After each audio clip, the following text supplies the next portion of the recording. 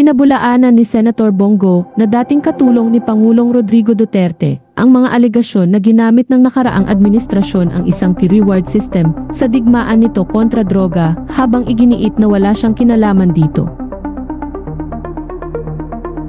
Walang reward system na ipinatupad na may kinalaman sa buhay, ahayag ni Go bilang tugon sa mga akusasyon mula kay retiradong kolonel ng pulisya Roy Nagarma, na nagsabing sina Duterte at Go ay nag-ayos ng isang sistema ng gantimpala na nakaugnay sa mga extrajudicial killings, EJs, ng mga suspect sa droga.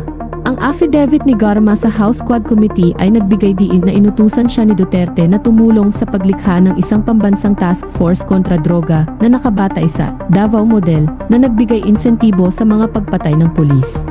Tinanggihan ni Go ang mga pahayag na binigyang diin na sa kanyang panunungkulan bilang espesyal na katulong ng Pangulo mula 2016 na hanggang 2018.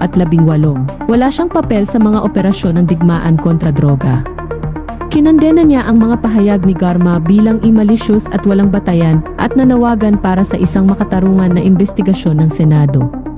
Inirekomenda ni dating Senator Lila de Lima na dapat din imbestigahan si Go ng International Criminal Court, DFI, para sa kanyang pinaghihinalaang pagkakasangkot sa digmaan kontra droga.